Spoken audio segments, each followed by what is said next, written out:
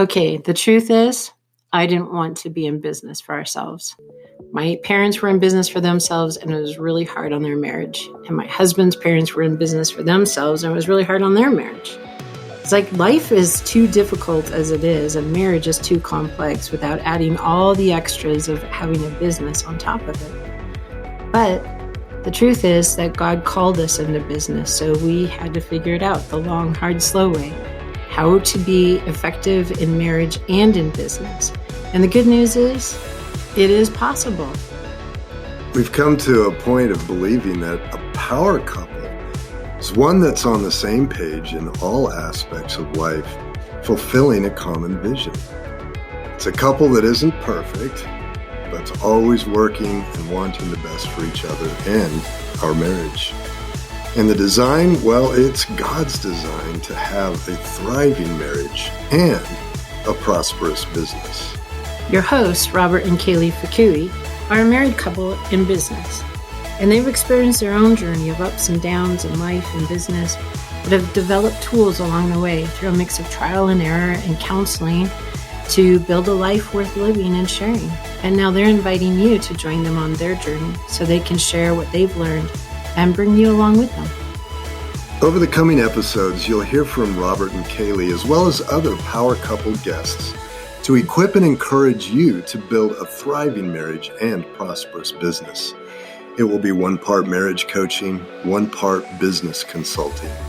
You may laugh, cry, shout, or cheer, but we mainly want to encourage you in your journey as husband and wife and business owner.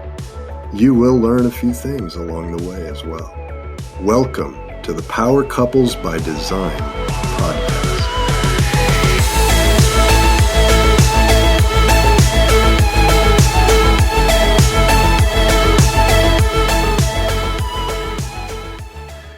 Hello, and welcome to the first episode of the Power Couples by Design podcast. I'm here with my wife, Kaylee. Say hi, honey. Hi, welcome everyone.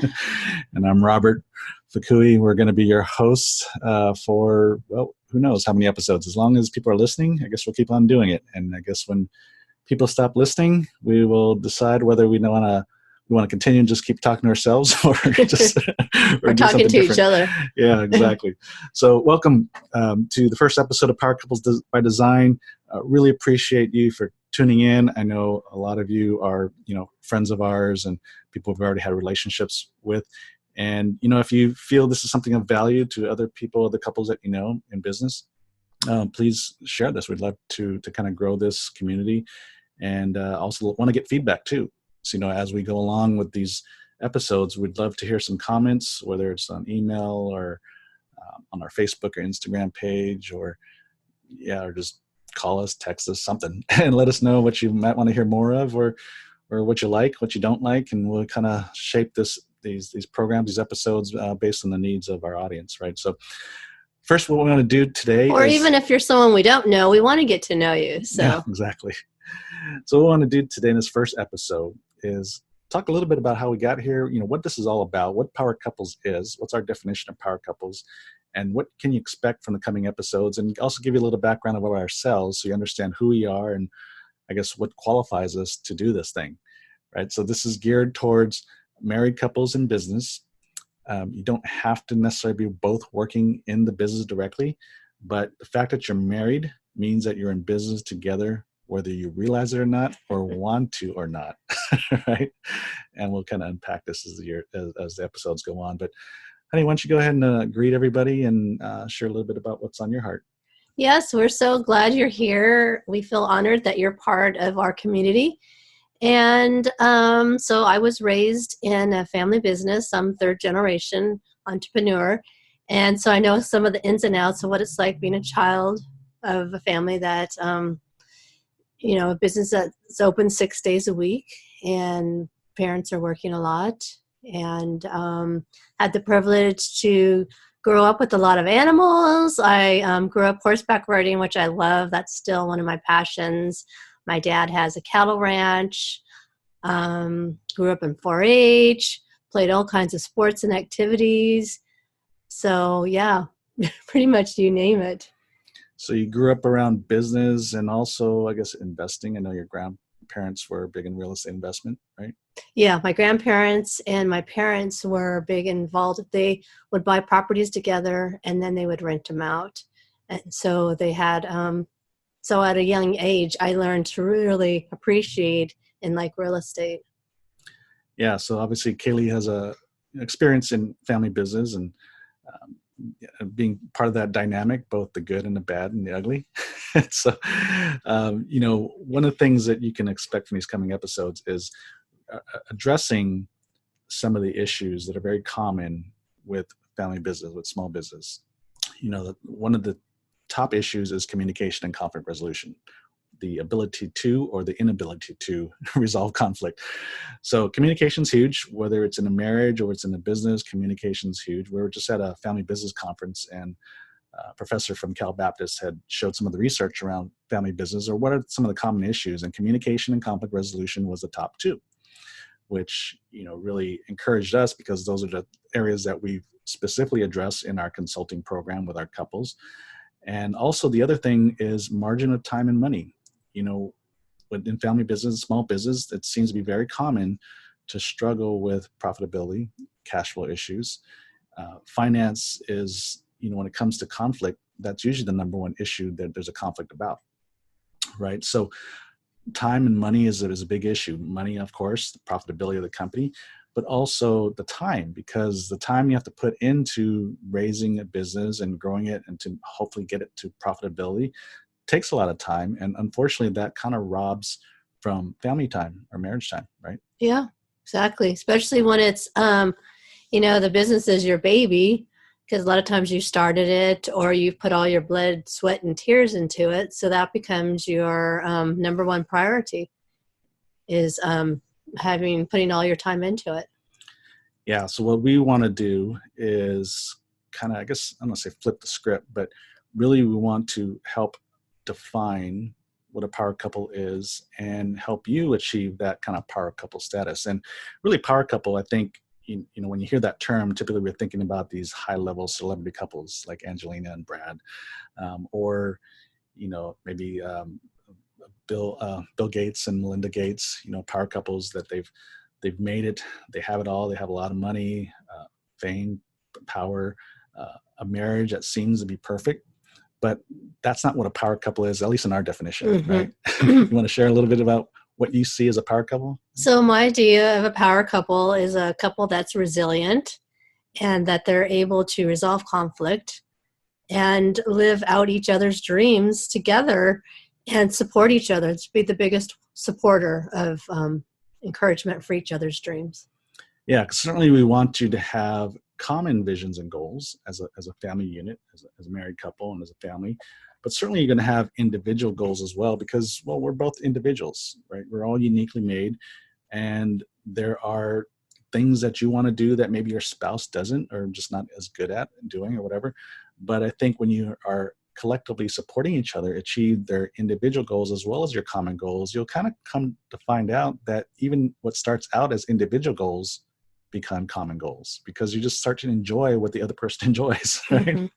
I mean, horseback riding, I love to horseback ride. I would too. But I just don't have a horse. Yeah, well, Honey, can we get a horse? Yeah, it won't fit on our condo, the balcony of our condo. But I always say that, hey, your dad's still got horses on his ranch. So anyways, but it's a little far away from us. But so yeah, power couples for us, are two people that are working at having a great marriage and a prosperous business. And you may not have it all together. And I don't think we ever have it all together. I mean, we certainly don't. I think, it's not like we're the experts. We're not doing this because we feel we're the experts at this. Although we got that label when we were at that family business conference. We had a round table and there's these 3 rotations of people that came through that wanted to hear more about marriage and business. And so we're labeled as the marriage and business experts, but, so we kind of grin at that. We don't feel we're experts, but we are just 2 people that really want to work. Understand that it takes work to have a good marriage and have a good business.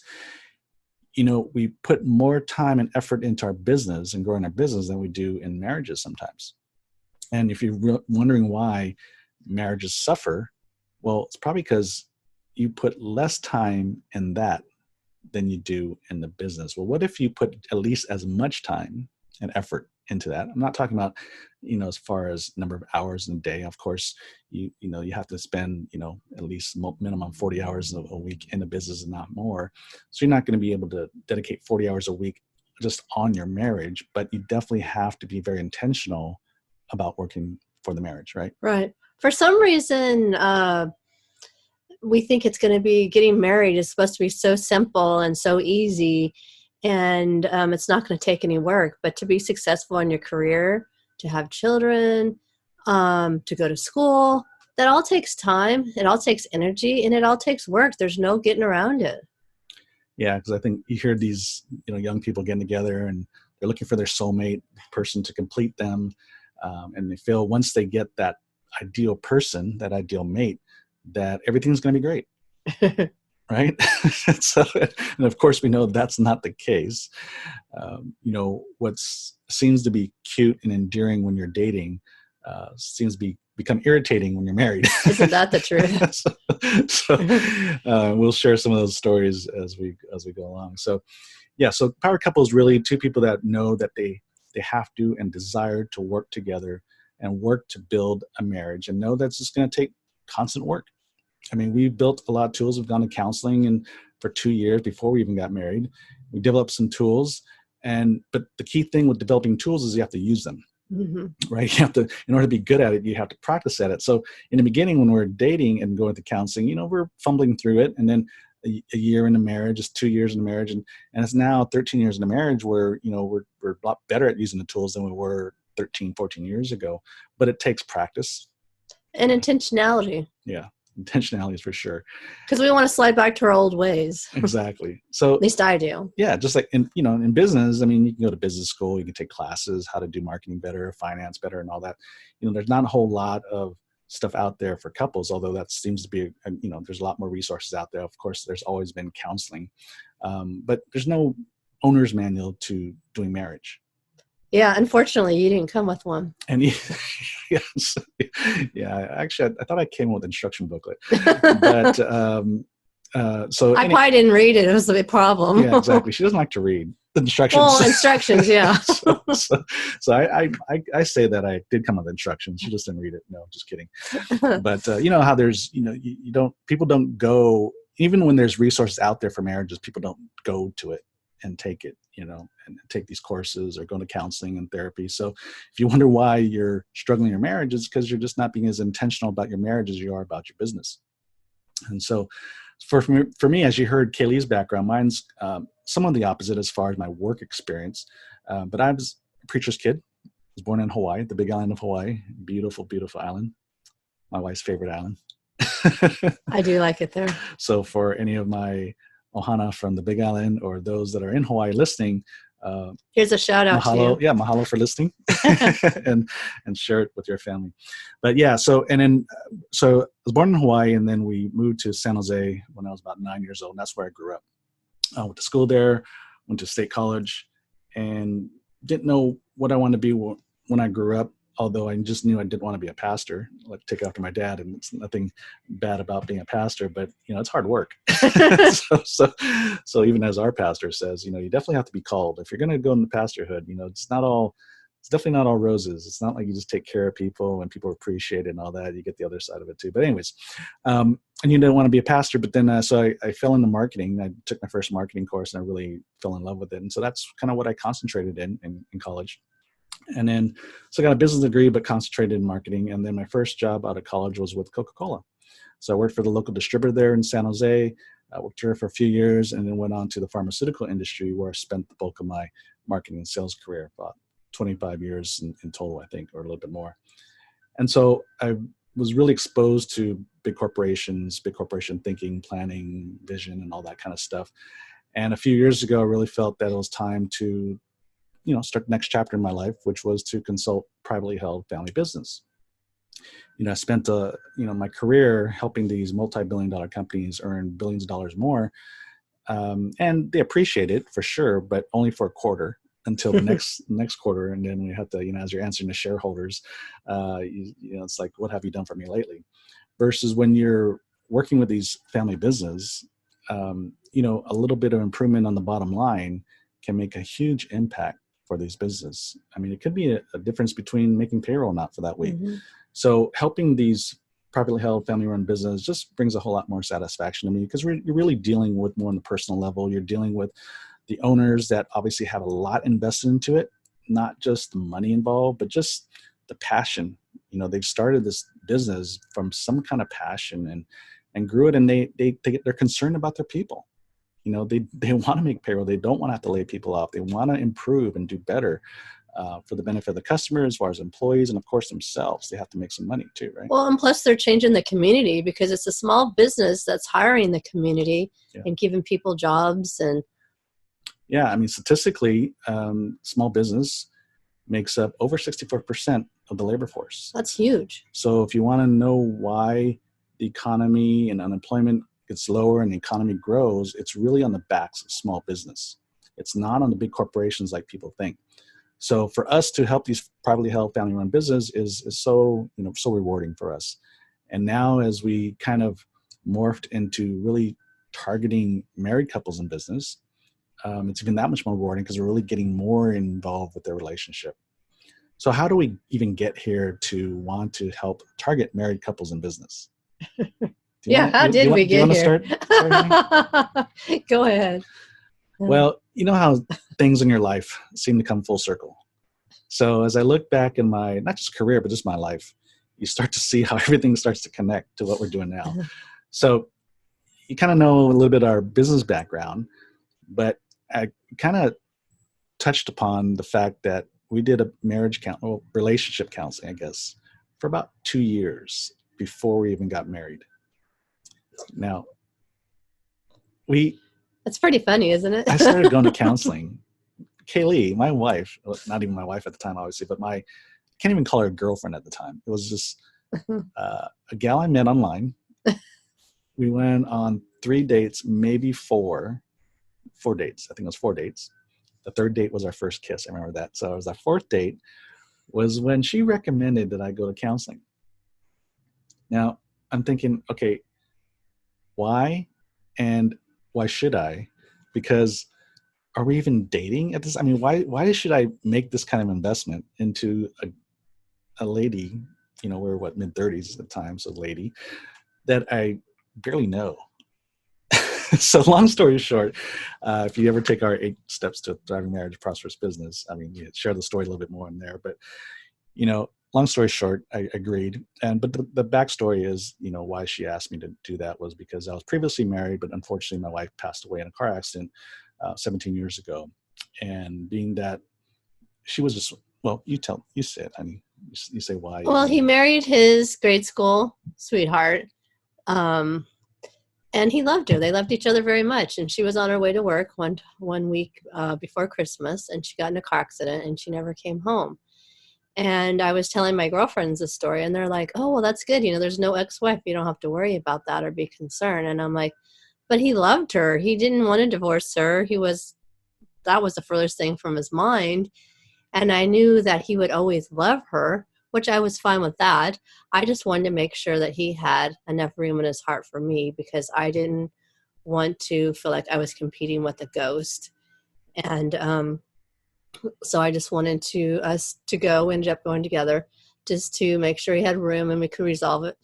We would be able to resolve things, and that I didn't want to put my whole heart, because I knew when I met him, he had such a great heart, and I didn't want to put everything into this relationship to find out he didn't have room for me. So I wanted to find out sooner than later. Yeah. So for some reason, I agreed to it. I don't know how many guys would do this. I mean, well, you're the only one I asked. So I feel special. So what happened was, originally was to make sure I had grieved properly. So I was ready to date, ready to accept somebody, to love again, as she shared. And then it just kind of turned into just relationship counseling, because, Kaylee would ask me after the counseling sessions, we'd have dinner usually afterwards. She'd ask me, so how'd it go? And I just basically tell her, oh, it went fine. And, you know how guys are, we don't share a whole lot of detail. One, because I don't want to relive the whole hour that I just went through.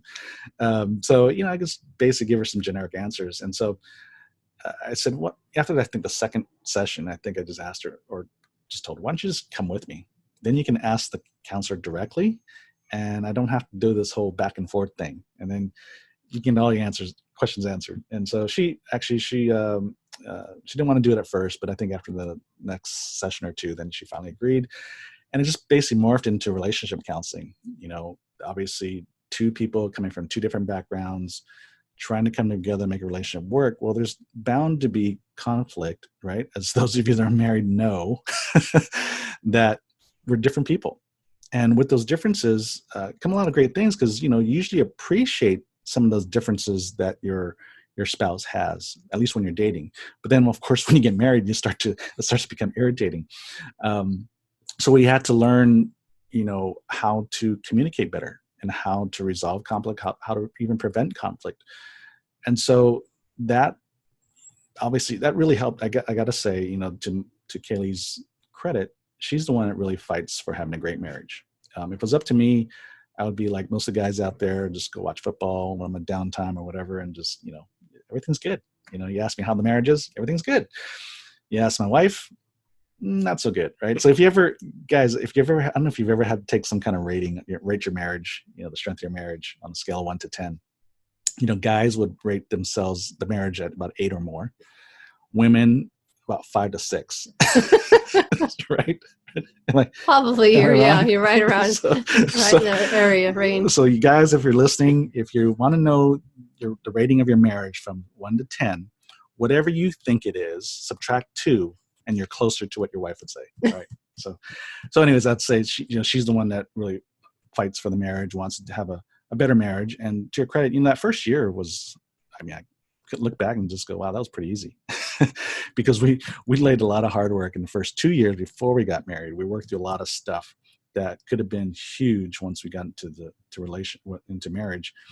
And the main thing was about how to communicate better and how to resolve conflict when it happens, how to prevent it. So you'd always want to prevent conflict, but you can never fully 100% prevent it. No matter how much you try, how hard you try, there's always going to be some issue that you're going to have to talk about that may be uncomfortable, and how you resolve those things is crucial for the health of the marriage long term, right? And I think that's evolving, because it changed from when we got married 13 years ago to where it is now. It's still evolving, because it's not like we've overcome all that by any means. It's just evolving, and we're still learning new skills, new ways of approaching things, trying to reflect back and see what worked, what didn't. How can we grow? Yeah. And, even last week we had a discussion about, a sensitive subject for me, which is something that Kaylee was kind of afraid to bring up. But, and we have that little video on our Facebook page, Power Couples by Design Facebook page. But, we've learned how to set it up where we can talk about anything, or at least feel in a safe environment that we can bring anything up. Now, it doesn't mean that fear and anxiety of bringing up a potentially sensitive subject doesn't go away per se. It's still there, right? And there's topics that I'm fearful of bringing up to Kaylee because I'm afraid of what she's going to say. But we try to couch it in a sense where, we warn the other person, hey, I want to raise something up, and it might be sensitive. I'm not meaning it to be critical or demeaning to you, but I feel we need to talk about this so we can clear the air so we can move forward. And, and the person on the receiving end has to be ready and prepared to just listen and understand, as opposed to just getting defensive and strike back, right? Mm-hmm. And it sounds so easy and so simple, but it's sometimes we have to have the conversation more than once, and to try and get things resolved. And sometimes it takes more time. It's just, it's a process. Yeah. So we're definitely. But it can be done. Oh yeah, definitely. And like I said, sometimes we can't get to a total resolution at that discussion, but at least we try to leave it in that we're in an agreeable state that, okay, we still need to talk about this, but now is probably not the best time to dig deeper and deeper and deeper. But I love you. And even though we have something unresolved for the moment, let's come back at, tomorrow, maybe at 8 o'clock, first thing in the morning. So let's talk about it. Let's sleep on it, and let's talk about it in the morning. Have some kind of end game in mind, as opposed to, because for you, honey, if I just said, let's talk about it later, but I never gave you a timetable when we're going to talk about it, it could be It can be initial, right? Yeah, that could be a big issue for me because I think, oh my gosh, is he going to like abandon me? Like, is he just going to like close up and not want to talk with me at all, completely shut down? Is he going to walk out the front door?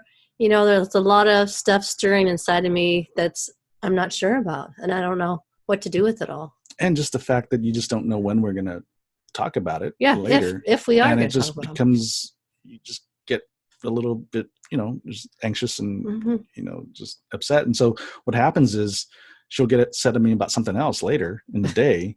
A lot of it isn't because of what I did or said at the moment, but it's because she's got this unresolved thing, which is, when are we going to talk about this issue that's bugging me? Mm-hmm. Right? As opposed to if I just say, hey, honey, let's talk about it first thing in the morning, 8:00 or, whatever. Then in her mind, it's settled and she doesn't have to worry and think about it anymore until 8:00 the next morning. Right. So I leave that as a little tip for you couples, because, most likely one of you are like me that would probably be okay with saying, hey, just talk about it later. And that's it. And then me, I like to get things resolved. She wants to get things resolved right away. So, when you take these personality profiles, she wants to handle things right now. We'll get to it. so you kind of have to understand how you guys are, you two are wired. So you got to make sure you communicate properly to each other and settle each other. Right. So, anyways, so that's a little tip on communication and conflict resolution. Yeah. Right. That's our first tip for this first episode for Power Couples. First tip. so really communicate well. And like I said, even if you can't resolve things at the moment, definitely have a timetable in mind and communicate that to your spouse, because that goes a long way with settling everybody's nerves until you can have a great conversation later. Yeah. And then that also pours into the business as well, because if you can't get things resolved in your marriage, then it spills over into the business, and then it's hard to get things moving and on the same page and having a peace about things. Yeah, because the business, whether both spouses are involved in the business or not, it definitely creates sources of conflict. Because we just did an online survey to our mailing list about what are some of the issues that married couples in business face, and one of the top two things was about time, not having enough time to deal with the business, dealing with family life and all that, and also finance. Mm-hmm. Which is typical with any marriage, regardless if they have a business or not. Finance is usually one of the number one topics that creates conflict in the marriage. And of course, your business has a financial implication to your marriage, because that's usually either the primary source of income or it's at least a significant source of income. And it's usually the largest asset in your life. And so there becomes issues there. Right? So knowing how to communicate and resolve conflict well will go a long way to handling some of these issues that come up with owning a business and running a business. Right? Yeah. And you'd be surprised how much, input your spouse, even if they're not working in a business or know anything about the business, you'd be surprised how much productive input they can have in the business if you listen, which is another tip about communication. You got to listen. What? Yes, exactly.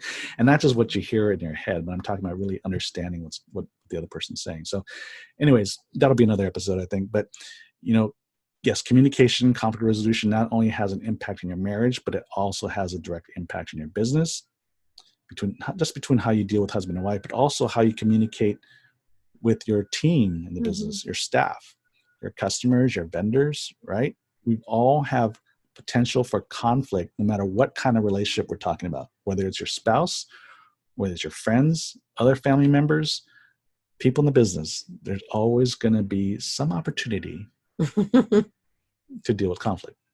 So you know how to do that well. It doesn't matter what the circumstance or who it's about, but you might as well start with your spouse, because they are your teammate. They are the person that's most important to you, the one you're going to spend most of your time with, at least your quality time with. It's the one that supports you the best is your spouse, right? But too many times we kind of we treat our spouse as though they're our enemy, but we're on the same page. We want the best for each other, because if I do well, she does well, and vice versa, right? So I don't know if you have anything to add, honey, before we wrap up our first episode. No, it just makes you so much of a stronger couple if you guys are going down the same path and you're on the same page and you get a peace about things and you're moving forward, because it's pretty tough to go forward if one's stuck are upset and the other one wants to do something, go forward, it's pretty hard to get the plow moving, because if one's firmly stuck and it's not wanting to move, chances are you're not going anywhere. Yeah, exactly. So we want to, with the coming episodes, like I said earlier, what we want to hit upon are two primary things: is communication, conflict resolution between husband and wife, and as well as everybody else that's in your life. And then increasing your margin of time and money, right? Definitely want to improve the margin of profitability in your company so you can invest back into the business. But also that investment back in the business, hopefully, if you do it right, will allow you more time. When you hire people, when you have more profit, you should be able to hire more people to handle some of the things that are keeping you tied up and busy. And then not reinvest that time that you gain back into the business, reinvest some of that time back into your marriage, right? And sometimes it doesn't take much on that adjustment to be profitable and have more time. Yeah, so we're really looking forward to these upcoming episodes. And it's not just going to be us talking all the time. We're going to be interviewing. In fact, the next episode is actually our first interview with a power couple, Chris and Alicia Niemeyer. In fact, we actually interviewed them last week. So our first actual recording of our podcast actually happened last week, but the way it gets published, obviously, we wanted to set the stage here with the first episode with us. But so you'll hear from us, of course, but also from other power couples and other people that we feel can bring some wisdom into relationship and to business, right? We want to tackle both sides, because your business is a big part of your life or your lives. So we want to make sure that's running well too, because that's a huge stress that can come between you and your spouse. So we want to try as much as possible to relieve that part of it so that your entire life is fruitful and productive. Yes. So any last words, honey? Well, I just want to encourage all the couples out there that listening is a huge skill, and it goes a long ways. And I know you all can do it. And who better to be with on the same page than with your spouse, because you can dream together. You can build the business together. You can succeed together. You can support each other together. And who better to do it than you? Yeah, because you started this business with the vision to have more freedom so you can spend more time with each other and the family. But somewhere along the way, the business didn't go quite the way you envisioned. And so instead of having more freedom, you actually have less time, which according to the survey we just did, that's 78% of the respondents. That was an issue in their marriage and business, with time issues. So what we want to do is help you gain that time so you can have that freedom that you desired originally, so that you can spend more time with the family and do the things that you feel are important to your family. So I know the heart of all of you listening out there is to be able to do better in your family, but you just can't figure out this time issue, right? So we're going to help you with that, hopefully, over the coming episodes, right? Yeah, so it's exciting. Thank you for listening to the first episode. If you feel this episode itself is of value, or the future ones, definitely feel free to share this. We'd love to grow this community and help you along, and just join us for the journey, because we're going to be probably sharing some things that happen with us along the ways, and we have, even with our own clients, and we got plenty of funnies on ourselves. So we're not too proud to share some of the things that happened to us. So anyways, thanks again for listening, and tune in to our next episode. We're looking forward to the next episode. All right? Yeah, we're looking forward to this adventure with you guys. So thank you. Yeah. So God bless everyone until next episode. Bye-bye. Bye-bye. Thank you for listening to the Power Couples by Design podcast. We'd love to stay connected with you and provide valuable resources and encouragement for your marriage and business. So you can subscribe to this podcast, connect with us on Facebook, Instagram, or go to our website, powercouplesbydesign.com, and get some of our free stuff. One of those free resources is our 8 steps to a thriving marriage and prosperous business cheat sheet. We're here to help you build a thriving marriage and prosperous business. God bless you in your marriage, and see you next episode.